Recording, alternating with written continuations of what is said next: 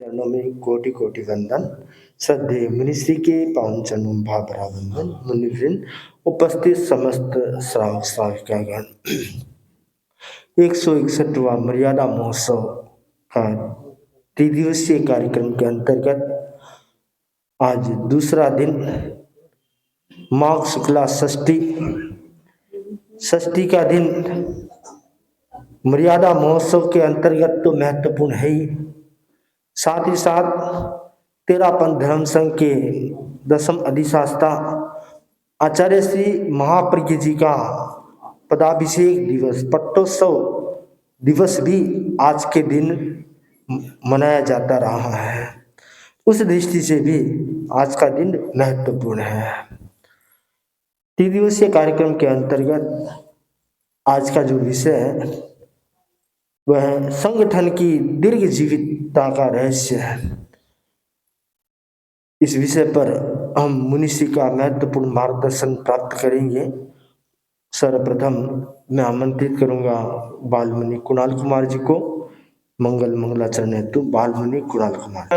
गुलजार बांधी मर्यादा के तार, बहती अनुशासन बहार, लाखों सौरभ पाए हम गण पर सांस बिछाए हम, भैक्षव गण गुलशन गुलजार, बांधे मर्यादा के तार, बहती अनुशासन बहार, लाखों सौरभ पाए हम गण पर सांस बिछाए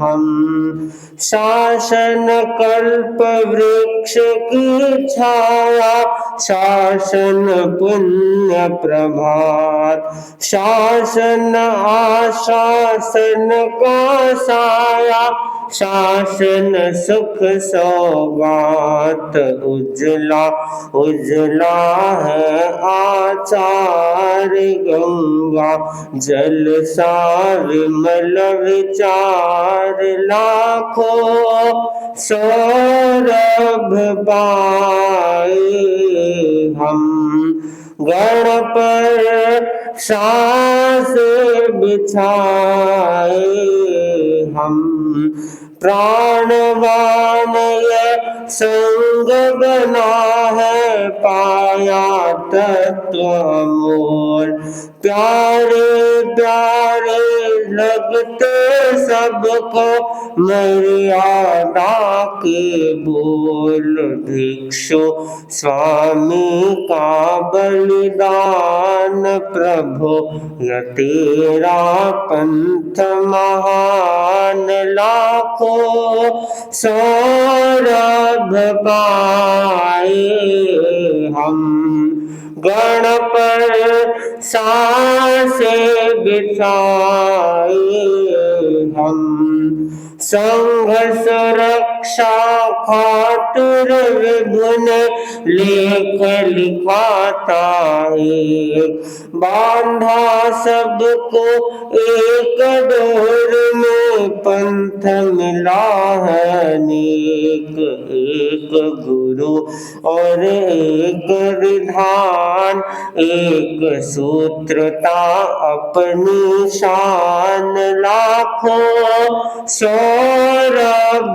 पाए हम गण पर सांस बिछाए हम, भैक्षव गण गुलशन गुलजार, बांधे मर्यादा के तार, लाखों सौरभ पाए हम गण पर सांस बिछाए हम।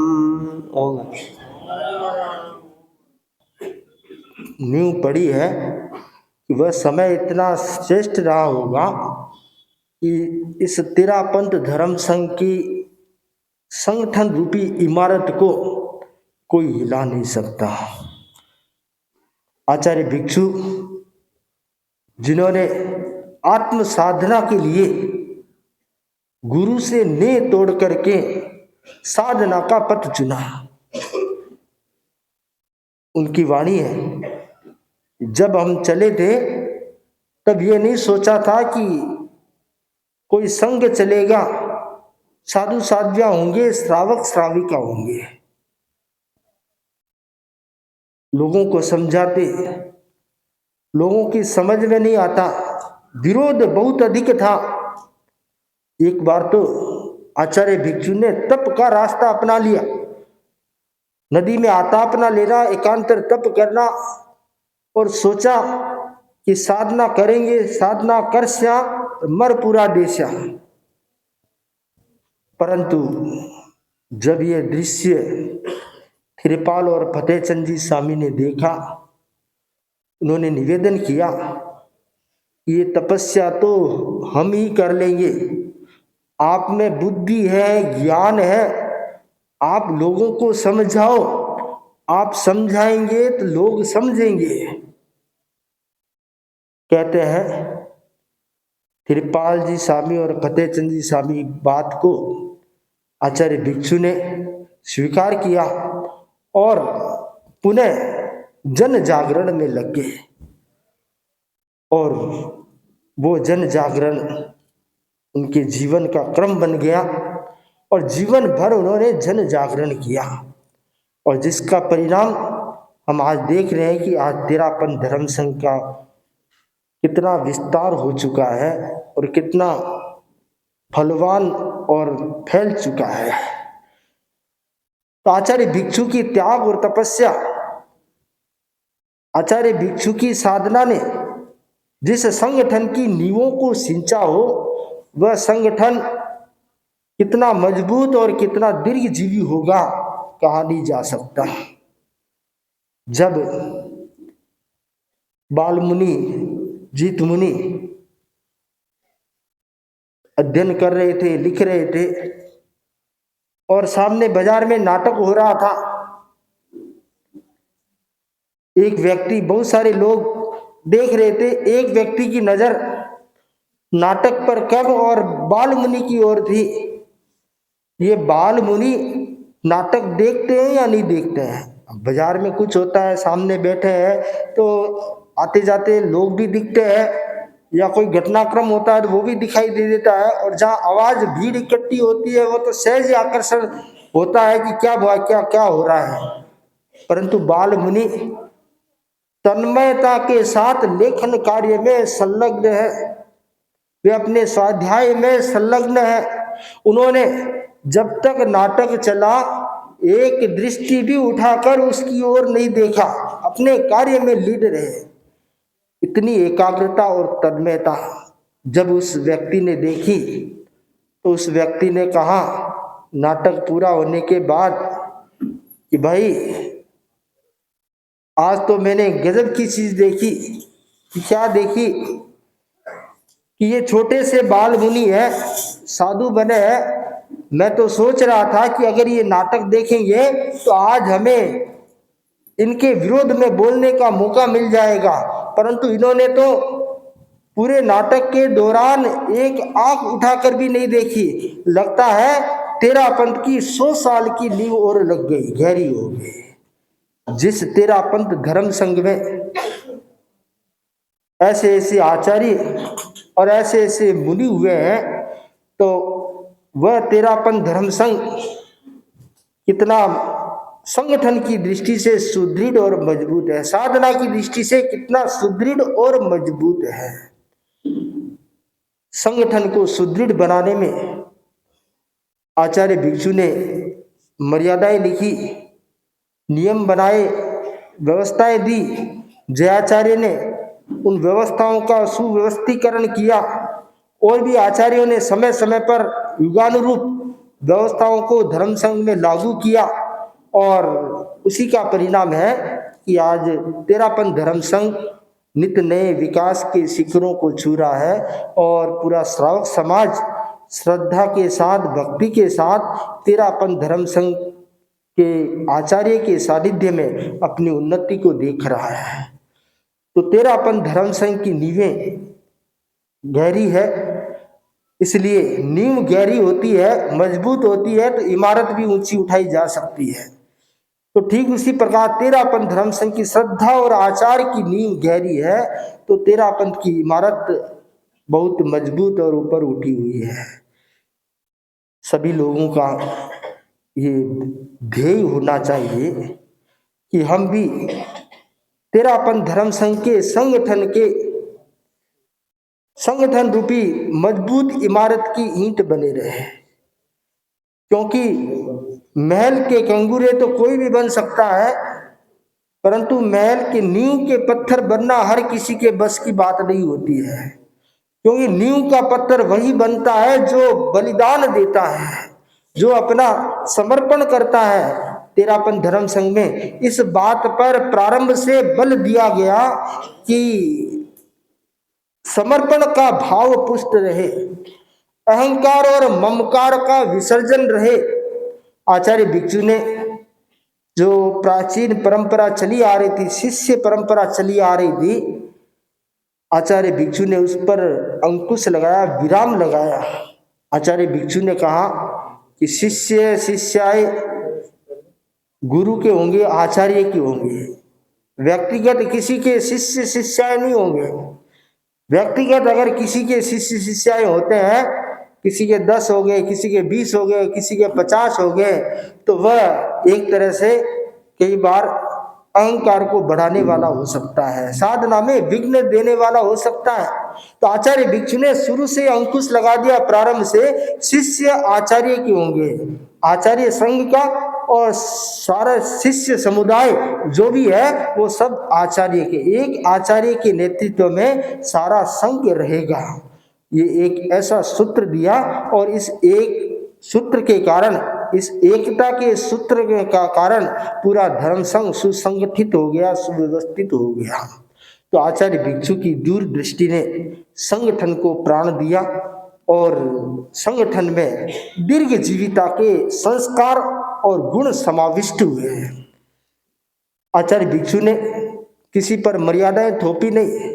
आचार्य भिक्षु ने लिखत लिखे मर्यादाएं लिखी और उसके बाद जो साधु थे उस समय सबकी सहमति ली। अगर आप सहमत हो तो हमारे साथ में हो, अगर सहमत नहीं हो तो आप स्वतंत्र हो। हुआ भी, बहुत सारे साधु जो मर्यादाओं से सहमत नहीं हुए वो भिक्षु स्वामी से अलग हो गए, परंतु भिक्षु स्वामी ने उसकी परवाह नहीं की, संख्या की परवाह नहीं की। उन्होंने देखा कि जो साधना के पथ पर चलना चाहते हैं वो तो मर्यादा के प्रति निष्ठा रखेंगे, मर्यादाओं का पालन करेंगे, और जिनका ध्येय उतना पुष्ट नहीं है वो व्यक्ति साथ में टिक नहीं पाएंगे। तो आचार्य भिक्षु ने ये व्यवस्था दी और किसी पर मर्यादा थोपी नहीं, सबकी सहज स्वीकृति ली, और जो स्वीकृति जिन्होंने दी वे संत, वे लोग आचार्य भिक्षु के साथ रहे और वही धीरे धीरे वह जो दल चल पड़ा था वह एक कारवा बन गया और एक बड़ा धर्म संघ का विराट रूप उसने ले लिया। तो आज मर्यादा महोत्सव के दूसरे दिन संगठन की दीर्घ जीविता के रहस्य पर हम मुनिषि से उद्बोधन प्राप्त करेंगे। मेरा निवेदन श्रद्धेय मुनिषि से आज के इस पावन अवसर पर अपना उद्बोधन प्रदान करने के चरणों में कोटि से वंदन। मुनिवृंद, उपास्थित धर्म प्रेमी भाई और बहनों, त्रिदिवसीय मर्यादा महोत्सव का दूसरा दिन जो संगठन से संबंध रखने वाला और आज का जो विषय है संगठन की दीर्घ जीविता के रहस्य, सामाजिक एवं धार्मिक चेतना के जागरण का एक सशक्त उपाय माध्यम है संगठन। संगठन में शक्ति होती है और शक्ति शक्ति को आकर्षित करती है। शक्ति के अभाव में, दायित्व बोध के अभाव में अच्छे से अच्छा संगठन भी तिनकों की तरह बिखर जाता है। उद्देश्य और आद्य दायित्व के साथ चलने वाला छोटे से छोटा संगठन भी आकाश व्यापी ऊंचाई को प्राप्त हो सकता है। तेरापन एक सुसंगठित, अनुशासित, मर्यादित, संयमित धर्म संघ है। इस धर्म संघ के प्राणदेता, संस्थापक आचार्य भिक्षु हुए हैं। आचार्य भिक्षु संगठन के शिल्पकार थे। उनके द्वारा स्थापित तेरापन का संगठन 250 वर्ष के बाद भी मजबूती के साथ अध्यात्म की यशो पताकाएं फहरा रहा है। प्रश्न उपस्थित होता है, संगठन दीर्घ जीविता का रहस्य क्या है? संगठन को कैसे दीर्घ जीवी बनाया जाए? पहला सूत्र बताया गया है न्याय। संगठन के प्रत्येक सदस्य को न्याय मिले। न्याय संगठन के किसी सदस्य के साथ अन्याय नहीं होना चाहिए। धर्म संघ में दीक्षित हुआ है और यदि उसके साथ में अन्याय होता है तो उसके मन में आर्त ध्यान आ सकता है, उसके मन में निराशा का भाव आ सकता है, हताशा का भाव आ सकता है, उदास रह सकता है, मानसिक असमाधि हो सकती है, आर्त ध्यान में रह सकता है और यदि वो मृत्यु को प्राप्त हो जाए तो दुर्गति में भी जा सकता है। उसने घर बार छोड़ा है और संघ से, आचार्य से उनको आशा रहती है कि मेरे साथ न्याय हो। आचार्य भिक्षु ने जो मर्यादा बनाई उसका मुख्य कारण क्या था? न्याय मिले सबको। और सबको यदि न्याय मिलता है, घर परिवार में भी यदि न्याय मिलता है, समाज में भी यदि न्याय मिलता है, सभा संस्था में भी न्याय मिलता है, तो वे सभा संस्था, घर परिवार, संगठन दीर्घजीवी होगा। बहुत जरूरी है न्याय। और यदि वहां पक्षपात का भाव आ जाता है, कभी कभी ऐसा होता है कि पलड़ा किधर भारी है। पुराने समय में पंच व्यवस्था होती थी और पंच भी तरह तरह के होते थे। काणा पंचा, धूल खाना पंचा, राणा पंचा, अलग अलग पंच होते थे। किधर पलड़ा भारी है, इधर पलड़ा भारी, हाँ, किधर पेट पूर्ति हो रही है और किधर लाडू मिल रहे हैं, पेट पर हाथ फेरते फिर, तो वो फिर सरपंच पंच समाज को व्यवस्था नहीं दे सकता है, न्याय नहीं दे सकता है। न्याय वहीं मिलता है कि जहां भाई भतीजावाद नहीं है। बीकानेर के महाराजा गंगा सिंह जी के लड़के ने गलती की, उनको भी उन्होंने बख्शा नहीं। न्याय न्याय है, चाहे गरीब हो अमीर हो। कभी कभी ऐसा होता है, गरीब है चलता है, आज वो गरीब है कल वो अमीर हो सकता है, आज वो अमीर है कल वो गरीब हो सकता है। लेकिन जो संस्थापक है, न्याय देने वाले हैं, वो न्यायविद होना चाहिए। आज भी हमारे भारत के अंदर जो हाई कोर्ट है, सुप्रीम कोर्ट है, इनकी मतलब इनके प्रति आज भी काफी हद तक आस्था है। भाई सुप्रीम कोर्ट अच्छा न्याय देता है और कोर्ट के भी जो जज है वो अच्छा न्याय देते हैं, ऐसा सुनने में आता है।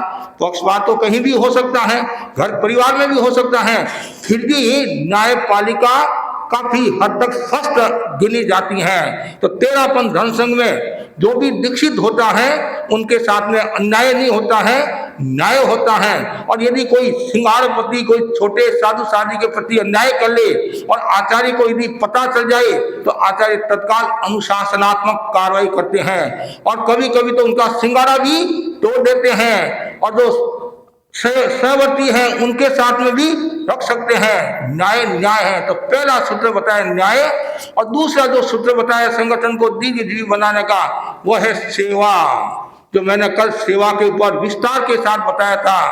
अनेक घटनाएं भी मैंने सुनाई, और ऐसा कहा जाता है सेवा करके भूल जाओ। कितना सुंदर कहा। आपने यदि किसी की सेवा की है भूल जाओ। मैंने निद्रा की दृष्टि से सेवा की है, लेकिन जिनसे आपने सेवा ली है उनको याद रखो।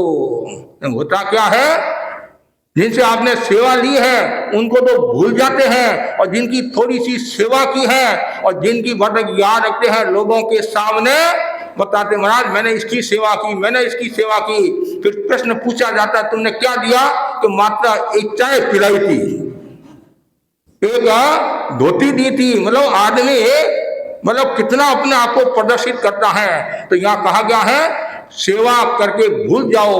बस निद्रा निद्रा, कोई भी स्वार्थ का भाव नहीं होना, कोई भी कामना का भाव नहीं होना। कभी कभी ऐसा होता है मैं इसकी सेवा करूंगा तो मुझे वापिस से कुछ मिलेगा, तो वो तो सौदाबाजी होगी कभी भी। और जैसे कल आचार्य प्रभु ने फरमाया था नहीं कि सेवा करने से तीर्थंकर पद की प्राप्ति होती है, लेकिन तीर्थंकर पद की आकांक्षा नहीं करना है, तो फिर वो दूसरी बात हो जाती है। तो न्याय मतलब जहां सेवा भावना होती है, निदान का भाव नहीं होता है, तो उसको बहुत अच्छा फल मिलता है। कभी भी मन में ये भावना नहीं आनी चाहिए। और कभी कभी गिना भी देते महाराज सारी जिंदगी मैंने सेवा की और आज मेरे को कोई पूछने वाला नहीं है, ऐसे फेंक दिया मेरे को।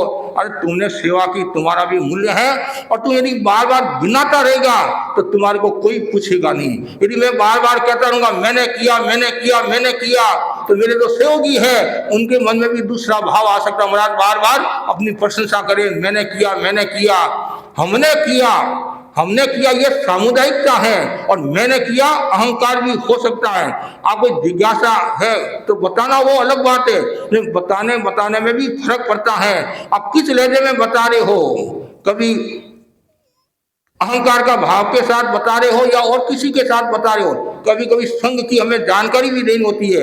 हमारे पास में नाना प्रकार के लोग आते हैं, राजनीतिक क्षेत्र के लोग भी आते हैं, सामाजिक क्षेत्र के लोग भी आते हैं, और भी संगठन के लोग आते हैं। तो हम तेरापन धर्म संघ के बारे में बताते हैं। हमारी ये परंपरा है, ये मान्यता है, एक आचार है, एक विचार है, एक समाचारी है, एक आचार्य परंपरा है, तो उसमें कोई प्रॉब्लम नहीं। इनमें अहंकार के साथ बताऊं हमारा जैसा कोई संगठन नहीं है, पर यही तुम्हारा भ्रम है। यही कभी कभी हमारे श्रावकों के मन में भी आ जाता है, मेरे जैसा कोई ज्ञानी नहीं है, मेरे जैसा कोई वक्ता नहीं है, मेरे जैसा ये नहीं है। अरे तू है क्या, तू क्या है, ये कभी भाव नहीं आना चाहिए। सेवा का बहुत बड़ा मूल्य है। सेवा मतलब तीर्थ की सेवा करना, साधु संतों की सेवा करना, श्रावक श्राविकाओं की सेवा करना बहुत ऊंची सेवा है। और जो सेवा करता है वो महानिर्जरा को प्राप्त होता है। इसलिए हमेशा मन में सेवा भावना होनी चाहिए। जितनी ज्यादा सेवा भावना होगी उतना ही व्यक्ति का मूल्य बढ़ेगा। तो मैंने कल जैसे शादी मोहन आदि डीडवाना के साथ वाली शादियों के बारे में बताया, और कई ऐसी घटना है। हमेशा मन में भावना रखो मैं संघ की सेवा करता रहूं, संघ की। और जो संघ की संगठन की सेवा करता है तो वह संगठन दीर्घजीवी होता है। तीसरा जो सूत्र बताया गया है, सुनो भाई बात नहीं करो। तीसरा जो सूत्र बताया गया है वो है संविभाग। संगठन को दीर्घजीवी बनाने का तीसरा जो सूत्र बताया गया है वो संविभाग। संविभाग का मतलब क्या है, समान वितरण प्रणाली। जैसे 3 संत है और 4 फुलके आए हैं, तो समान, चाहे अगवानी हो चाहे लाड़ेवानी हो चाहे छोटा हो, सबको समान जितना पाती आता है। फिर यदि कोई छोटा संत कह दे कि नहीं बड़े महाराज आप कृपा कराओ, या बड़े संत कह दे कि नहीं नवदीक्षित है तुम ये कर लो, ऐसा कर लो, तो वो एक अलग बात है। लेकिन समान वितरण प्रणाली जरूरी है, और ये घर परिवार में भी होनी चाहिए। जब बंटवारा होता है तब ऐसा सुनने में आता है पलड़ा किधर भारी है, या आपका बेटा आपके आज्ञाकारी है, वो आपकी आज्ञाकारी है, आपकी उसके ऊपर कृपा है, या वो आपकी हाँ में हाँ मिलाती है, चापलूसी बना करती है, तो उसको तो आप ज्यादा दे देते हैं। और जो हाँ में हाँ नहीं मिलाते हैं तो उसको कम देते हैं, तो वो संविभाग नहीं हुआ। संविभाग वो आपके 2 बेटे हैं तो उस हिसाब से व्यवस्था होनी चाहिए। आज भी हमारे ऐसे श्रावक है बराबर एक एक पाई का हिसाब रखते हैं और मुझे इसको इतना उस हिसाब से किसी के मन में नहीं आता है।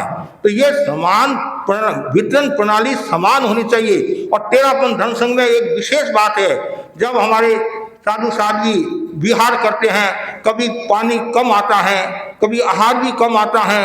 एक मुनि मोहनलाल जी आमिर फरमाते थे, हम किसी गांव में थे तो पानी कम आया तो फिर क्या करे, तो भाई ध्यान रखना कि हम 2-3 घंटा सो गए, 2-3 घंटा सो गए तो प्यास ही नहीं, सो गए ताकि कोई समस्या नहीं आए। और जब स्वरूपचंद जी स्वामी के साथ में ओटो जी नाम के संत थे, ओटो जी नाम के संत मैं कई बार सुनाया करता हूँ, तो उस दिन पानी कम आया तो स्वरूपचंद जी स्वामी ने संतों को समझाया कि भाई आप माप कर पानी पीना है, पानी कम आया है। तो स्वरूपचंद जी साथ में ओटो जी नाम के संत थे, तो उन्होंने कहा इस पानी का क्या मापना, प्यास लगी पी लो। उनको समझाने की कोशिश की, सब कुछ किया। भाई ये समाज व्यवस्था है, सामुदायिक जीवन है और हमें आचार्यों ने ये शिक्षा दी है, तो भी वो समझने के लिए तैयार नहीं, मानने के लिए तैयार नहीं, उदंडता दिखाने लगा, उच्छृंखलता दिखाने लगा। परिणाम ये आया, स्वरूपचंद स्वामी ने उसका आहार पानी तोड़ दिया। तो संग है, तुम्हारे को पानी की आवश्यकता है तो दूसरों को भी पानी की आवश्यकता है, तुम्हारे को गर्म चीज की आवश्यकता है तो हमारे को भी गर्म चीज की आवश्यकता है। कभी कभी कहते नहीं भाई गर्म चीज मैं लूंगा, ठंडी मैं नहीं लूंगा। तो आचार्य भिक्षु ने, वो तो सूझबूझ के धनी थे, मनोवैज्ञानिक थे आचार्य भिक्षु, तो क्या किया, लाडू भी आया और गर्म रोटी भी आई, ठंडी रोटी भी आई। अब कैसे वो हम सब गर्म लेंगे, तो उन्होंने क्या किया, ठंडी रोटी के ऊपर लाडू रख दिया, ठंडी रोटी के ऊपर लाडू और गर्म रोटी, अब जो आपकी इच्छा वो ले लो। तो लाडू को कौन छोड़ेगा, है? तो आचार्य भिक्षु मनोवैज्ञानिक थे, किसी के मन में वो दुर्भावना नहीं आई, मन में अन्यथा का भाव नहीं आए। तो वैसे ही स्वरूपचंद स्वामी ने क्या किया, आहार पानी तोड़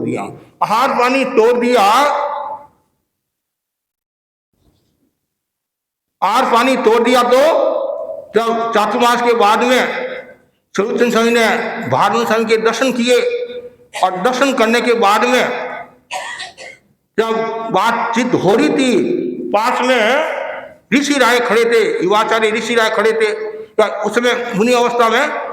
तो ऋषि राय ने कहा, स्वरूपचंद जी अच्छा काम नहीं किया, एक पानी के खातिर तुमने साधु को संघ से अलग कर दिया। जैसे ही ऋषि राय ने ये बात कही और स्वरूपचंद स्वामी ने सुनी, वो बोले, उससे पहले भारमल जी स्वामी ने क्या कहा, स्वरूप तुमने बहुत अच्छा कार्य किया, बात छोटी बड़ी की बात नहीं है, पानी की बात नहीं, बात है व्यवस्था की। आज इसकी गलती करता है, कल और कोई गलती कर सकता है। तो संघ को दीर्घजीवी बनाने के लिए समान वितरण प्रणाली जरूरी है, विभाग जरूरी है। हमारे दर्शकारी सूत्र में भी बताया गया है, मोक्ष का अधिकारी कौन, मोक्ष में कौन जाता है, तो विभाग में विश्वास रखता है, जैसा मिला उसी में संतुष्टि। आचार्य जिनको देते हैं समान, कपड़ा आता है तो सबको कपड़ा उस हिसाब से देते, ऐसा नहीं भाई ये अगवानी है, ये पढ़ा लिखा है, विद्वान है, होशियार है, कृपा पात्र नहीं। इसलिए कभी कभी ऐसा हमारे तो इतना ग्रंथों में बताया गया है कि आचार्य अपने हाथ से कपड़ा भी नहीं दे, अपने हाथ से। क्यों? कभी भी किसी के मन में आ सकता है कि आचार्य पक्षपात करते हैं, आचार्य ये करते हैं, तो मतलब प्रशासक है, उसको बहुत सावधानी रखनी होती है। तो ये दूसरा सूत्र दीर्घजीवी बनाने का। तीसरा जो सूत्र बताया गया है वो बहुत सूत्र महत्वपूर्ण सूत्र है, वो है संभाव। क्या है? संभाव। सबके प्रति संभाव, समता व समान व्यवहार होना चाहिए, वो जरूरी है। अपने भाव में रहो, अभाव में नहीं। संभाव जरूरी है। अनुकूल और प्रतिकूल परिस्थिति में हर समय संभाव की चेतना का विकास करो, समता की चेतना का विकास करो, तो दीर्घजीवी संगठन दीर्घजीवी होगा। यदि हम छोटी छोटी बातों में उलझ जाते हैं, लड़ाई झगड़ा करने लग जाते हैं, कलह करने लग जाते हैं और आपस में और कुछ करने लग जाते हैं, तो संगठन को नुकसान पहुंचता है। तो इसलिए जीवन में समता जरूरी है, सहिष्णुता जरूरी है। और आचार्य भिक्षु ने बात बात में सहिष्णुता का बोध दिया। और आचार्य भिक्षु की जब हम घटनाएं सुनते हैं, पढ़ते हैं, तो उन्होंने कितने हर कहते स्वर्ग नरक की घटना ले लो, छाती में मुक्का मारा उसकी घटना ले लो, माथा में ठोला मारा उसकी घटना ले लो, या जगह बदलाई मतलब छोड़ाई उसकी घटना ले लो, न जाने कितनी ऐसी घटनाएं। उन सब परिस्थितियों में उन्होंने संभाव रखा, सहिष्णुता रखी और उन्होंने चिंतन किया यदि मैं सहिष्णुता रखूंगा तो संगठन दीर्घजीवी होगा और आत्मा शुद्ध होगी, निर्मल होगी।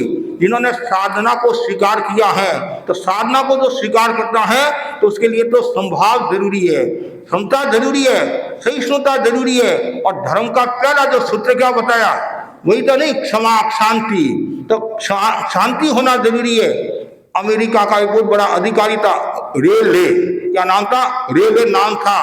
तो वो किसी व्यक्ति को समझा रहा था, बहुत प्रेम से समझा रहा था, फिर भी वो समझ नहीं पा रहा। वो अपनी तर्क करा, कुतर्क करा, आदि करा, फिर भी क्षमता के साथ समझा रहे। समझाते समझाते सामने वाले व्यक्ति को गुस्सा आ गया, इतना तेज गुस्सा आया, रेले के ऊपर थूक दिया। आज इतने बड़े अधिकारी के ऊपर थूकना, और उनके जो अनुयायी है उनको तो कैसे सहन होगा। उनका जो अंगरक्षक था उसको बहुत बुरा लगा, तत्काल उसने पिस्तौल लगाई, पिस्तौल निकाली और उसको मारने लगा। रेले ने कहा रुको, नहीं नहीं, इसने अपराध किया। अपराध का दूसरा फॉर्मूला भी मेरे पास है, पर अपराध मिटाने का अधिकार, उसको मतलब समझाने का दूसरा फॉर्मूला भी मेरे पास में है। क्या है आपके पास में? तत्काल जेब में से रुमाल निकाला और जो थूका था साफ कर दिया। रुमाल से मेरा थूक साफ हो सकता है तो फिर पिस्तौल की क्या आवश्यकता है? लेकिन आज आपके सामने यदि कोई होता है तो तुमने थूका है, अब आजा मैदान में। और आप लोग तो इतने होशियार है, ईंट का जवाब पत्थर से देने की कोशिश करते हैं। लेकिन जो महापुरुष होते हैं, आचार्य महासमुंद जी जैसे होते हैं, वो ईंट का जवाब पत्थर से नहीं, फूल से देना चाहते हैं। कितनी गहरी बात है। इसलिए बहुत जरूरी है मन में समता, और जितनी ज्यादा समता होगी, संभाव की चेतना का विकास होगा, उतना ही संगठन दीर्घजीवी होगा। और आगे बताया गया है, चौथा जो सूत्र बताया गया है, पारस्परिक सौहार्द बहुत जरूरी है। घर परिवार में यदि पारस्परिक प्रेम सौहार्द है, वह घर हंसी वाला होता है, प्रसन्नता वाला होता है। और जिस घर परिवार में पारस्परिक सौहार्द नहीं है, तो उसमें क्या होता है, मौत दूसरा हो जाता है। ऐसी साधुओं के लिए भाई बताया कि सब परस्पर प्रेम से रहना। और आचार्य भिक्षु ने कितना सुंदर लिखा है, सगलारे सगला साधने साध्वी राख जो हेत विशेष। सगलारे सगला साध साध्वी राख जो हेत विशेष, जिन तिन्ने मत मूंड जो दीक्षा दीजो देख दे। मतलब आपस में प्रेम से रहना, सौहार्द से रहना। और क्या जानते हैं, संगठन का जो प्राण तत्व है वो क्या है, पारस्परिक सौहार्द है। साधु ने घर बार छोड़ा, संघ में दीक्षित हुआ, संगठन मजबूत करना है तो पारस्परिक सौहार्द जरूरी है, एक दूसरे को सहन करना भी जरूरी है। और यहाँ तक बताया गया है, कलह मत करो, लड़ाई झगड़ा मत करो। कलह आछो नाई, कलह अच्छा नहीं है। कलह से लक्ष्मी जाती है, सरस्वती जाती है, दुर्गा जाती है और व्यक्ति हंसी का पात्र होता है। और उशांत कलह की उदीना मत करो, यहाँ तक बताया गया है, उशांत कलह की उदीना भी नहीं करना।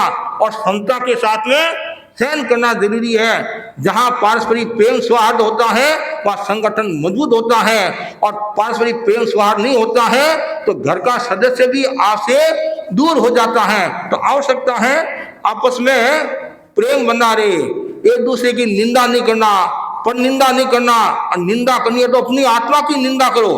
कितना सुंदर बताया है, निंदामी गरियामी, मतलब खुद की निंदा, आत्म निंदा करो। मेरे में ये कमियां हैं, मेरे में ये खामियां हैं, मेरे में ये दोष है। लेकिन होता क्या है, आदमी दूसरों का दोष निकालता है, दूसरों की खामियां निकालता है। लेकिन हमारे बड़े संत फरमाते थे, बुलबुल तुम बसंत की बात कर, बुरी बात उल्लू के लिए छोड़ दे। हमें अच्छाई को ग्रहण करना है, अच्छी बातों को ग्रहण करना है, निंदा नहीं करना है। निंदा महापाप है। 18 पापों में एक पाप कौन सा है, निंदा भी है। और निंदा जो करता है वो अपने जीवन को बर्बाद करता है और जीवन की एक तरह से वो अवहेलना करता है। यहाँ तक बताया गया है, कोई भी गृहस्थ या कोई साधु यदि साधु की अवहेलना करता है तो वो पूरे संघ की अवहेलना है। ध्यान से सुनना, एक कोई गृहस्थ या साधु की अवहेलना करता है तो पूरे संघ की अवहेलना है, और एक साधु की प्रशंसा करता है तो पूरे संघ की प्रशंसा है। यदि आपके कोई बात समझ में नहीं आए तो आप आकर पूछ लो, लेकिन आलोचना निंदा से बचना चाहिए। हमारा धर्म संघ में शिक्षा देता है, आलोचना निंदा से बचो और गुणग्राही दृष्टिकोण का विकास करो, और हमेशा प्रशंसा का भाव, प्रसन्नता का भाव बना रहे। पारस्परिक प्रेम सौहार्द होगा, वहां प्रसन्नता का भाव रहेगा, आवामंडल भी अच्छा रहेगा। नहीं तो छोटी छोटी बातों में जो उलझ जाता है, लड़ाई झगड़ा करने लग जाता है, तो कभी कभी समस्या भी आ जाती है। आपस में प्रेम और सौहार्द नहीं होता है तो समस्या आ जाती है। पति और पत्नी घूमने के लिए गए दिल्ली, आप भी घूमने के लिए जाते होंगे, घूमने के लिए गए, एक होटल में ठहरे, तो पत्नी संभवतः हरी साड़ी ओढ़ रही होगी या पीली साड़ी ओढ़ रही होगी। पति ने कहा ऐसी नहीं, ये साड़ी ओढ़, या तो पीली या हरी साड़ी ओढ़। तो उसके मन में क्या आया, अभी मैं शादी करके आई हूं और अभी ये हुक्म चला रहा है, और अभी ऐसा एक साड़ी की बात लगे, इतना उसको इतना गुस्सा आया, मतलब आपस में प्रेम स्वाद नहीं रहा, ऊपर गई और नीचे कूदी और मृत्यु को प्राप्त होगी। अब बोलो आप, ये क्यों हुआ? आपस में प्रेम नहीं था, सौहार्द नहीं था। अरे कभी कभी हंसी मजाक में भी समस्या हो जाती है, इसलिए बहुत सावधानी रखना। अपनी मनपसंद चीज पहननी क्या है?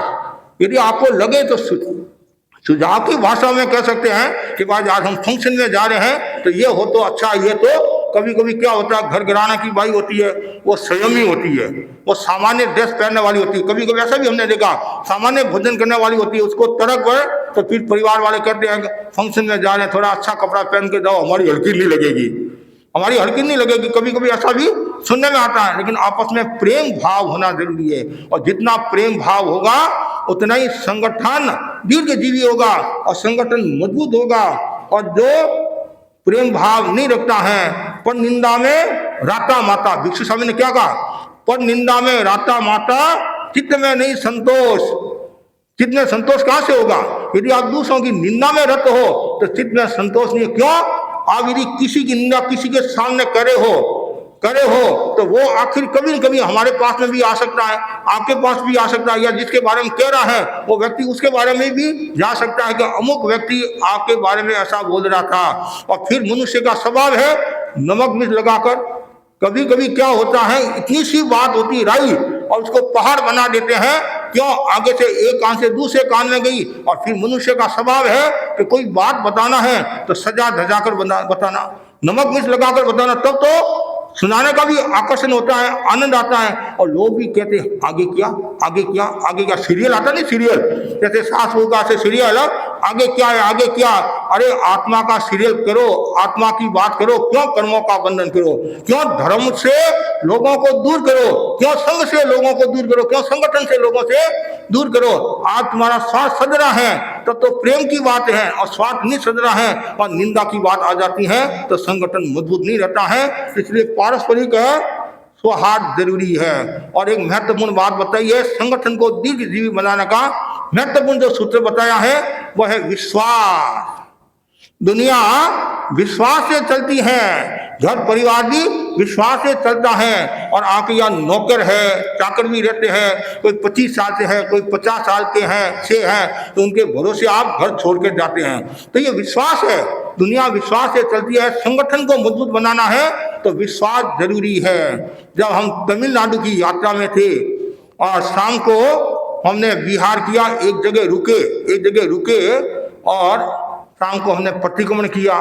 प्रतिक्रमण के बाद में परिवार के सदस्य से मैं बात करने लगा, फिर उसके बाद में अर्हत बनना करने लगे। तो ये सब बातें देखकर जो नौकर था, और नौकर के कहने पर ही हम रुके, नौकर के कहने पर ही हम रुके। उन सब ने ये देखा महाराज क्या करे, जादू टोना करे, क्या करे। तो उसने क्या किया, अपना भाई उस गांव में रहता था, उस भाई को बुला दिया 2-4 आदमियों के साथ में रात को। इधर तो हम अर्हत बना करे, और वो जैसी गाड़ी से उतरे कार से, हमने सोचा कोई मदुरई से आया होगा। रात को और तो कौन आए, मतलब हमने सोचा मदुरई से आया। और जैसे ही नीचे उतरा जोर जोर से बोलने लगा, निकलो निकलो निकलो निकलो।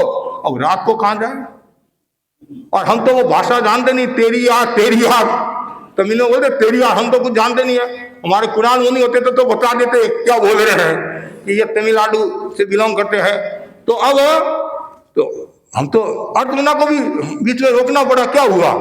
तो हमारे साथ में जो भाई थे उन्होंने कहा भाई हम कोई जादू टोना नहीं करे हैं, ये प्रतिक्रमण समय क्या करे थे, अर्थ बना कर ये करे थे और बच्चे से क्या बात करे थे और परिचय तो करते ही है। फिर उनको समझाया तो जो मकान मालिक था बहुत अच्छा था, उसने सोचा कि मुश्किल नहीं हो जाए, जैन साधु है। उन्होंने कहा महाराज, और सबको कहा मैंने विश्वास के आधार पर इनको रोका है, मैं इनको नहीं निकालूंगा, मैंने विश्वास के आधार पर इनको रोका है। और महाराज आप रानी अंदर पुदा दो, अंदर कमरे में हमारे को और अच्छी सुरक्षा मिलेगी। तो दुनिया विश्वास से चलती है। आज हमने घर बार छोड़ा है, किस पर छोड़ा है? संघ पर विश्वास किया, गुरु पर विश्वास किया। और आपने भी जो गुरु धारणा ली है किस पर लिए? संघ के सिद्धांतों पर, गुरु के विश्वास पर, संघ के विश्वास पर लिए। तो हमारा कर्तव्य है आपको संभालना और आपका कर्तव्य है हमारे को संभालना, और दोनों के एक दूसरे में विश्वास जरूरी है। अविश्वास का यदि धागा होता है, अविश्वास संदेह होता है तो वहां समस्या हो जाती है। संगठन को दीर्घजीवी बनाना है तो विश्वास आस्था का होना जरूरी है। और जितनी ज्यादा निष्ठा होगी उतना ही संगठन मजबूत होगा। लेकिन जब आपके मैंने कहा नहीं अनुकूल काम होता है तब तो तेरा पंथ है, महाराज है, ये है, वो है, और अनुकूल काम नहीं होता है तो वही तेरा पंथ कभी कभी तो छोड़कर चले भी जाते हैं। और जैसे पार्टी में देखते नहीं, पार्टी में एक दूसरे पार्टी में 50 साल तक तो आपको विश्वास था और 1 मिनट में अविश्वास हो गया। मुनि मोहनलाल जी आमेर ने एक लेख लिखा था, लेख तो बहुत लिखे। और जब चंद्र मुनि रूपचंद जी संघ से अलग हो गए उन्होंने जो हेडिंग दिया कि 50 साल तक जलेबी आपको मीठी लगी, 50 साल जलेबी आपको मीठी लगी और वही जलेबी आपको कड़वी लग रही है। सारी जिंदगी आप संघ में रहे, अब बूढ़ापा आएगा, अब जलेबी कड़वी लग रही है, संघ ऐसा है वैसा है। और आचार्य क्या करेंगे? आचार्य ज्यादा से ज्यादा रूपचंद जी के बारे में उन्होंने लिखा है, ज्यादा से ज्यादा आचार्य क्या करेंगे? आपका सिंगारा तोड़ देंगे, इससे ज्यादा कुछ नहीं करेंगे। और ज्यादा से ज्यादा आपके साथ में मनक मुनि है, वो मनक मुनि ले लेंगे और मोजिब मुनि दे देंगे, इनसे ज्यादा कुछ नहीं करेंगे। आपको दिल्ली नहीं भेजगा, दौलतपुरा भेज देंगे, दौलतगढ़ भेज देंगे, लेकिन आचार्य आपका साधु बना नहीं छीनेंगे। आज आपके आचार्य के साथ विश्वास नहीं है, संबंध नहीं है, तो नए आचार्य आए उनके साथ में आपका संबंध हो जाएगा। तो संघ छोड़ने की क्यों नौबत आई? आपके अनुकूल काम होता है तो सब अच्छा है। और वो सासू ने कहा नहीं मेरी बहू करोड़ों में एक है, फिर लाखों में एक है, फिर हजारों में एक है, फिर लास्ट में फुटी कोडी में नहीं मिलती है, वो तो वही है। तो इसलिए संघ में विश्वास रखनो, और संघ में विश्वास रखने का मतलब है असत्य की ओर बढ़ रहे हैं, आत्मा का उद्धारण करो। और जहां संघ में विश्वास नहीं है, अविश्वास है, और अविश्वास है तो रहना ही नहीं चाहिए। आचार्य भिक्षु ने क्या कहा? शंका है तो रहना ही नहीं। क्यों? आपकी आत्मा का भी नुकसान और दूसरों की आत्मा का भी नुकसान हो सकता है। इसलिए विश्वास जरूरी है, और दुनिया विश्वास से चलती है। जहाँ विश्वास है वहाँ प्रकाश है, मधुमास है, सुवास है और श्वासोश्वास है। और यदि छोटी छोटी बात में शंका करने लग जाते हैं, एक भारतीय आदमी विदेश गया और वो बार बार भारत में फोन करता, तो उसका कोई दोस्त था, उसने कहा भाभी जी से बहुत प्रेम है आपका, बार बार फोन कर, हर घंटा में फोन, क्या प्रेम है? मैं तो इसलिए फोन कर रहा हूं, वो घर में ही है, कहीं भागी तो नहीं है। अब बोला अरे विश्वास तो करना ही पड़ेगा। नहीं, आज बच्चा यदि विदेश पढ़ने के लिए जाता है, स्कूल जाता है, कहीं विश्वास करना पड़ेगा। विश्वास नहीं करेगा, छोटी छोटी बात में शंका रखेंगे। घर में यदि सासू बहू से शंका रखती है, अरे घी की डली नहीं खा ले, रुपया तो नहीं ले ले, चोरी तो नहीं कर ले, अरे तुम्हारी बहू है, विश्वास तो करना ही पड़ेगा। और हम दोस्त 3 संत हैं, तो एक दूसरे में विश्वास तो करना ही पड़ेगा। नहीं मैं बाहर जाता हूँ, मेरी कोई चीजें उठा नहीं ले, ऐसा नहीं कर ले, वो नहीं कर ले। नहीं, विश्वास होगा तो संबंध भी मजबूत होगा, और विश्वास नहीं है तो संबंध टूटने में देरी नहीं लगी। इसलिए विश्वास जरूरी है संगठन को दीर्घजीवी बनाने में। और उसके आगे बताया गया, बहुत सुंदर बताया गया है। अगला जो महत्वपूर्ण सूत्र है वह यह है कर्तव्य निष्ठा। संगठन को दीर्घजीवी बनाना है तो कर्तव्य निष्ठा भी जरूरी है। जैसे आपको समाज ने अध्यक्ष बनाया, और अध्यक्ष बना दिया, मंत्री बना दिया, पद बना दे दिया, ठीक है, मेरे पास तो टाइम नहीं है, मेरे को दुकान जाना जरूरी है, तो फिर तुम्हारे को किसने पीला चावल दिया था भाई? किसने पीला चावल दिया था? है, महाराज पहनने के लिए तो तैयार हो गया है। अब सेवा का प्रसंग आएगा, नहीं मेरे को तो दुकान जाना है और कार्यक्रम में जाना है। अरे हमारा संघीय कार्यक्रम है और तू उसका पदाधिकारी है, तुम्हारा नैतिक जिम्मेदारी होती है और तुम कह मैं तो दूसरे कार्यक्रम में जाऊंगा। मेरी तो ये अवधारणा है जहाँ हमारे संघीय कार्यक्रम होते हैं वहां दूसरा कोई कार्यक्रम नहीं होना चाहिए।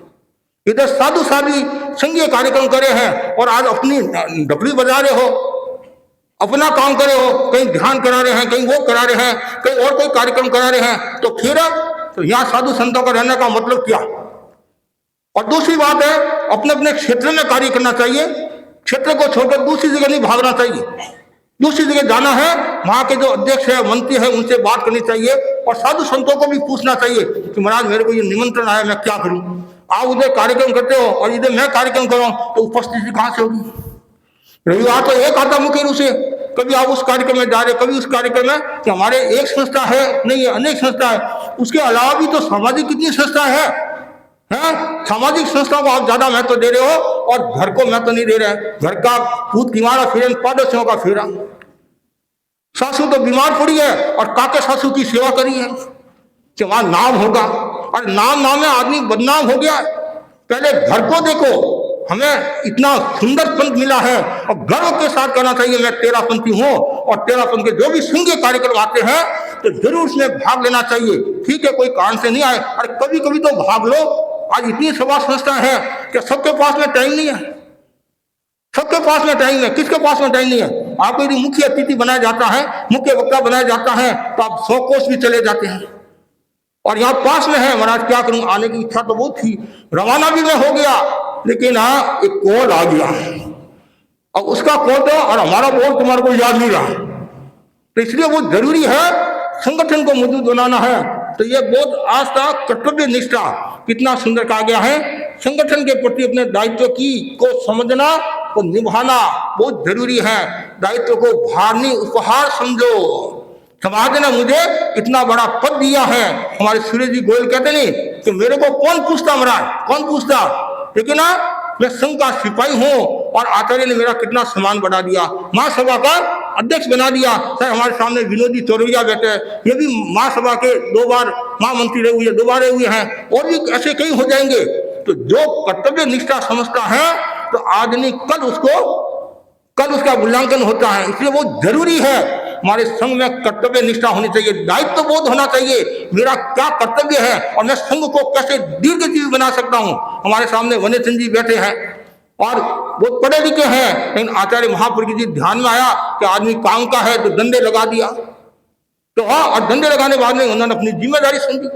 देखो पद लेना अलग बात है, लेकिन जिम्मेदारी पूर्वक काम करना ये दूसरी बात है। आप आचार्य जी का प्रवचन आप 3 दिन सुनोगे, कल भी सुना है, तो आचार्य भी कितना सम्मान करते साधु संतों का, साधु संतों का नहीं, श्रावक समाज का। कल श्रावक समाज के बारे में भी कितना बताया, हमारी ये राष्ट्र की सेवा करते हैं, ये करते अपना जिम्मेदारी समझते हैं कि मैं साधु साधियों को खुला नहीं छोड़ूंगा, अकेला नहीं छोड़ूंगा।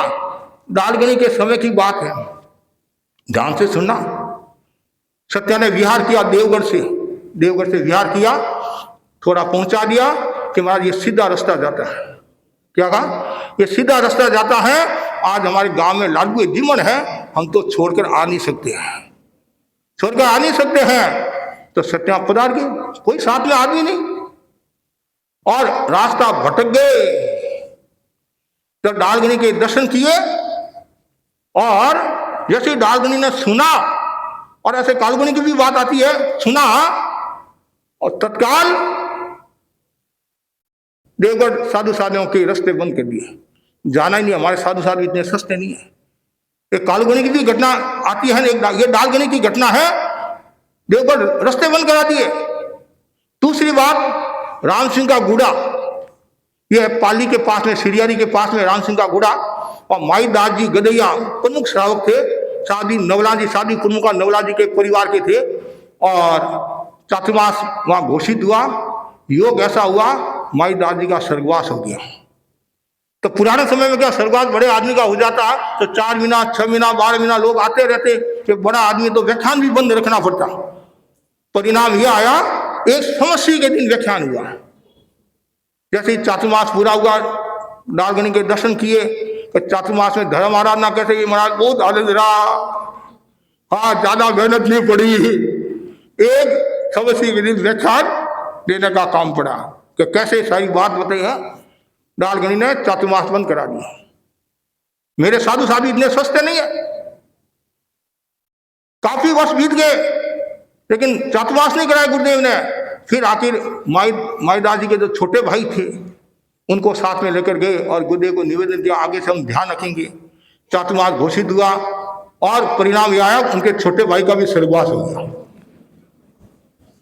उनका भी स्वर्गवास हो गया। लोगों ने सोचा इस बार बंद नहीं कराना है, इतने वर्षों के बाद में मिला है, नहीं करा। तो हमारा दायित्व है, गुरु ने हमारे को भेजा है, पर संतों को भेजा तो हमारा नैतिक कर्तव्य है कि उनकी सार संभाल करना। और आप ऐसी लेकर तो आ गए और अब हमारे पास में टाइम नहीं है कि महाराज आप बैठे रहो, आपके साथ काशिद है, एक आदमी है आपको रास्ता बता देगा, गोची की सेवा कर लेगा, आप लेकर आ जाओ महाराज, लोग आए तो सुना दो, नहीं तो आप अपना धर्म ध्यान करो। और धर्म ध्यान तो कहीं भी कर सकते हैं, मारवाड़ मेवाड़ थोड़ी में भी कर सकते हैं, यहाँ किस लिए आए, आपको संभालने के लिए। हमारा कर्तव्य है, जैसे हमारा कर्तव्य है वैसे आपका भी कर्तव्य है साधु संतों को संभालना, तभी संगठन दीर्घजीवी होगा। अभी गुरुदेव ने भी फरमाया नहीं कि भाई श्रावक समाज की भी, श्रावक समाज को संभालो, ये महासभा का प्रकल्प है, महासभा अपने द्वार, ये नहीं महासभा अपने आपके द्वार, आपके द्वार, तो ये हमारा कर्तव्य है। एक श्रावक भी यदि धर्म संघ से दूर होता है, वो एक श्रावक दूर नहीं होता है, न जाने कितने श्रावक दूर होते हैं। कालगुनी राम ने फरमाया था कोई साधु संघ से अलग हो जाए टेंशन नहीं होना चाहिए, भाग दौड़ से अलग हो गया कोई बात नहीं, श्रावक नहीं होना चाहिए। वो एक श्रावक नहीं होता है, न जाने कितने श्रावकों को ले जाता है, ससुराल पियर सगे संबंधी, क्या श्रावक से ही साधु होता है। इसलिए सावधानी रखना, कोई भी यदि हिंसा में डूबा हुआ है, अधर्म में डूबा हुआ है, भोग में डूबा हुआ है, उनको स्वयं में स्थित करना यह आपका नैतिक कर्तव्य है। तो संगठन दीर्घजीवी तभी होगा। आप एक श्रावक को भी यदि धर्म में लाते हैं तो हमारा संगठन दीर्घजीवी होगा। उसके बाद में आगे बताया गया है गुटबंदी नहीं। यदि आप संगठन को दीर्घजीवी बनाना चाहते हैं तो कोई प्रकार की गुटबंदी नहीं होनी चाहिए। आचार्य महाप्रकृति भिक्षु विचार दर्शन में लिखते हैं, साधना और गुटबंदी का भला क्या मेल। गुटबंदी वे करते हैं जिन्हें अधिकार हत्याना हो, गुटबंदी वे करते हैं जिन्हें सत्ता हत्यानी हो। साधना धर्म है, जहाँ धर्म होता है वहाँ न अधिकार होता है और न सत्ता, फिर भी समुदाय आपकी समुदाय है, वहाँ थोड़ा कुछ हो सकता है, लेकिन फिर भी सावधानी रखना कि कोई प्रकार की गुटबाजी न हो। वैचारिक मतभेद हो सकता है, मोहनलाल स्वयं फरमाते थे विचार भेद हो सकता है, मतभेद हो सकता है, मनभेद नहीं होना। मनभेद होने का मतलब है दीवार, और मतभेद द्वार है, कभी भी रास्ता खुला है। सभा संगठनों में कभी कभी हो जाता है, कोई चीज को लेकर हो जाता है, कोई बात को लेकर हो जाता है, कभी कभी ऐसा सुनने में सभा भवन को लेकर हो जाता है। कोई कहता है सभा भवन मेरे घर के पास में होना चाहिए, कोई कहता है सभा भवन मेरे घर के पास में होना चाहिए, कोई कहता नहीं महाराज ये कैसे मेरे घर के पास होना चाहिए। तो भाई घना मामा भान तो भूखो रहे बते। अरे व्यवस्था है, कहीं होता है नहीं होता है, लेकिन उलझना नहीं। आप अपना सुझाव रख सकते, अपनी बात रख सकते हो, लेकिन उलझने का मतलब है संगठन को नुकसान पहुंचाना। और जहां भी गुटबाजी है, हम दो हमारे दो, महाराज मेरे पीछे भी कुछ लोग हैं। चुनाव हुआ सभा का और उसमें अध्यक्ष मंत्री चुनकर आए तो दूसरे सभा का मंत्री बोला कि हमारा आदमी आ गया है। क्या कहा? इसका मतलब है तुम गुटबाजी को प्रश्रय दे रहे हो, संघ को नुकसान पहुंचा रहे हो। क्या तुम्हारा क्या हमारा, सब संघ के सदस्य हैं। और कभी कभी ऐसा भी होता है गुटबाजी के हिसाब से जो सभा संस्थाएं अपने जो पद देती है, आदमी लेती है, उनमें जोड़ती है ये मेरे गुट का है कि नहीं है। अरे क्या गुट का? और जो योग्य आदमी है उसको तो आप तुम दूर करो, और अयोग्य को अंदर घुसे रहे हो तो वो तुम्हारा ही नुकसान करेगा। तुम तो ये सोचता मेरा आदमी है और तुम्हारे को ही वो पानी पिलाएगा। इसलिए कहा गया है विचारों से यदि कोई व्यक्ति आपसे दूर है और योग्य आदमी है उसको जोड़ना चाहिए, कर वो आपके अनुकूल हो सकता है, अनुकूल हो सकता है। इसलिए आवश्यकता है कोई गुटबाजी नहीं होनी। आचार्य भिक्षु ने हमारी मर्यादावली में कहा नहीं, गुटबाजी नहीं, हम दो हमारे दो। गुटबाजी संघ को नुकसान पहुंचाती है, दलबंदी संघ को नुकसान पहुंचाती है। और संगठन को मजबूत करना है। आगे बहुत महत्वपूर्ण सूत्र बताया गया है, वह है उदारता। संगठन दीर्घजीवी कब होगा? धीरे धीरे कब होगा? जब उदारता, उदारता का मतलब क्या हुआ? दूसरों की गलतियों को भी सहज रूप से सहन करे, दूसरों की गलतियों को भी सहज रूप से सहन करे और उसके विकास में सहयोगी बने, न कि उसे दूरी बनाए। कितना सुंदर है! उदारता होनी चाहिए, और जितनी ज्यादा उदारता होगी उतना ही संगठन मौजूद होगा, लोग आपके पास में। यदि मेरे में उदारता है तो मेरे से लोग जुड़ेंगे, और मेरे में उदारता नहीं है, विचारों में संकीर्णता है या और कोई भाव है, तो लोग मेरे से दूर हो जाएंगे, समाज से दूर हो जाएंगे, संगठन से दूर हो जाएंगे, परिवार से भी दूर हो जाएंगे। कभी कभी परिवार में भी उदारता होती है तो वो फला फूलता जाता है, और उदारता नहीं होती है तो वो परिवार भी मुरझा जाता है, कमजोर हो जाता है। तो संगठन को मजबूत बनाना है तो उदारता जरूरी है, और साथ में सामंजस्य का भाव होना चाहिए। सामंजस्य खींचातान नहीं होनी, परस्पर मेल होना। क्या परस्पर मेल है वह जीवन खेल है, कहनी मेल है तो, नहीं तो परस्पर मेल है तो जीवन खेल है, नहीं तो जेल है। अब जेल चाहते हो, खेल चाहते देख लो आप, तो खिंचातान नहीं करना। अच्छा भिक्षु ने कहा नहीं, कोई बात है रख दो, खिंचातान मत करो। खिंचातान में तो टूटने की, दो साधु यदि रस्सी, दो व्यक्ति यदि रस्सी पकड़ते हैं और एक अपनी और खींचता, एक अपनी और खींचता, परिणाम क्या आएगा? टूटेगा। एक ढीला छोड़ देता है तो काम हो जाएगा। तो बात को ढीली छोड़ दो। तो आज आपने बात को ढीली छोड़ा है, कल वह आपके अनुकूल हो जाएगा। और संगठन के प्रति समर्पण का भाव, पुरुषार्थ का भाव, एकता में विश्वास और वैचारिक भिन्नता और गुटबाजी ये संगठन को नुकसान पहुंचाने वाले होते हैं। तो बस मैं इतना ही आपको कहना चाहता हूं, ये जो हमारा धर्म संघ है ये बहुत महत्वपूर्ण धर्म संघ है, निर्मल और पवित्र धर्म संघ है और शुद्ध धर्म संघ है। और धर्म संघ की सेवा करने वाला व्यक्ति महान निद्रा को प्राप्त होता है, कर्म निद्रा को प्राप्त होता है, आत्मा को शुद्ध बनाता है और संगठन को मजबूत में पारदर्शिता और प्रामाणिकता, ध्येय निष्ठा, आचारशीलता आदि भी सद्गुण होते हैं। उन गुणों की आराधना करने वाला व्यक्ति हमेशा अपने जीवन को अच्छा और पवित्र बनाता है। इसी आशा के साथ ओम अरहम। छोटी छोटी बात होती तो गुरुदेव तुलसी के पास जाते, पूछते, वंदना करते। और आचार्य तुलसी थे, वो भी वो आचार्य तुलसी थे, उन्होंने कहा क्या तू आचार्य बना है? छोटी छोटी बात के लिए तू मेरे पास आता है? तो उन्होंने कितनी विनम्रता के साथ कहा, गुरुदेव मैं संघ का आचार्य हूं, आपका आचार्य नहीं हूं, आपका मैं शिष्य हूं और शिष्य ही रहूंगा। ये बात कौन कह सकता है? जिसकी संगठन में विश्वास है, संगठन को दीर्घजीवी बनाने वाला ये बात कह सकता है। और जिसके भीतर में विनम्रता है, श्रद्धा है, समर्पण है, वही ये बात कह सकता है।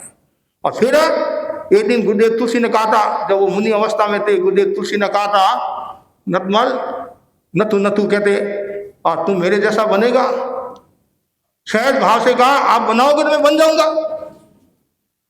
पर कितनी सहजता, कितनी सहजता, ऐसी सहजता होती है, सरलता होती है, तभी आगे बढ़ते हैं। और कितने बड़े ज्ञानी, उनके प्रवचनों को पहले हर कोई समझ नहीं पाता। राजनगर के अंदर एक गोष्ठी या प्रवचन होगा, मुनि नतमल जी का वक्तव्य हुआ, व्याख्यान पूरा हुआ, एक भाई आया और बोला मुनि नतमल जी ने जोरदार भाषण दिया। कभी कभी आप भी बोलते थे जोरदार महाराज ने भाषण दिया और जोशीला भाषण दिया। तो वैसे एक जोरदार भाषण दिया गुरुदेव तुलसी थे। उन्होंने कहा तुम्हारे कुछ समझ में आया? कि मेरे समझ में नहीं आया। तो फिर जोरदार कैसे? आज सिर हिला रहे जैसे। तो मैंने सोचा आज जोरदार भाषण दिया। और वही मुनि नतमल जी जब युवाचार्य बन गए, महापर के बन गए, तो गुरुदेव तुलसी ने कहा तुम युवाचार्य बन गए हो, संघ के मालिक हो, मतलब अब भाषा को थोड़ी सी सरल, तो आपको आश्चर्य होगा, भाषा को इतनी सरल की, इतनी सरल की। हमने देखा डूंगरगढ़ में लोनकन शहर में कालू उधर देखा, साथ में थे, और नहीं तो 9:30 बजते ही पोर आती है, 9:30 बजते ही पोड़ा लेते। तो गुरुदेव डूंगरगढ़ में विराजे थे, उन्होंने भी चुटकी ली गुरुदेव ने, हाँ भाई अब तो तुम संघ के आचार्य हो तो 10 भी बुझा देते हो। पहले तो आचार्य महापुर की फरमाते में हमेशा निश्चिंत रहा। पहले गुरुदेव तुलसी सब संभाल लेते थे और मेरे युवाचार्य महासमर संभाल देते हैं, तो मेरे कोई टेंशन नहीं। लेकिन वहाँ उस समय गुरुदेव तुलसी तो डूंगरगढ़ में थे और महासमुदी बने नहीं थे, मतलब युवाचार्य बने नहीं थे। तो रात को 9:30 10 और आधा घंटा फरमाते, कहानी, चुटकुला, बात सब इतनी ग्रामीण जनता और फिर गुरुदेव जनता को देकर एक कहानी के द्वारा बात को संपन्नता की ओर बढ़ते हैं। फिर एक कहानी ऐसे करके इतना माहौल बना देते और एक चुटकुले को वो किस प्रकार घटा देते। आज हम सुनाते राका के महाराज साधु बन गए, ऐसे चुटकुले सुनाते हैं। आचार्य महाप्रज्ञ जी ने चुटकुलों को कैसे घटाया। किसी साधु ने आकर कहा महाराज आज चुटकुला जोरदार आया है, तो सुन लिया गुरुदेव ने और व्याख्यान में सुनाया क्या। टीचर ने लड़के को पूछा, अध्यापक ने लड़के को पूछा, बताओ पाजामा एक वचन होता है बहुवचन होता है? पाजामा एक वचन होता है बहुवचन होता है? तो लड़का बोला सर ऊपर से एक वचन नीचे से बहुवचन होता है। और आप होते तो क्या आचार्य से बोलते हैं, लेकिन उन्होंने किस प्रकार घटाया वो सुनने जैसी बात है। तेरापन एक वचन, मर्यादा व्यवस्था अनुशासन बहुवचन, ये उनमें कला थी। मोहनलाल शर्मा फरमाते थे एक कहानी को 50 संदर्भों में घटा देते थे। ये आचार्य महाप्रज्ञ जी की विशेषता थी। ऐसे महान आचार्य को पाकर हम धन्य धन्य हो गए और उनके उत्तराधिकारी आचार्य महासमुद्र जी उसी पद पर साधना पर चले हैं, संघ की खूब सेवा करा रहे हैं। और हम यही मंगल कामना करते आचार्य महासमुद्र जी दीर्घायु हो, चिरायु हो और खूब संघ की सेवा करते रहे। इसी आशा के साथ ओम।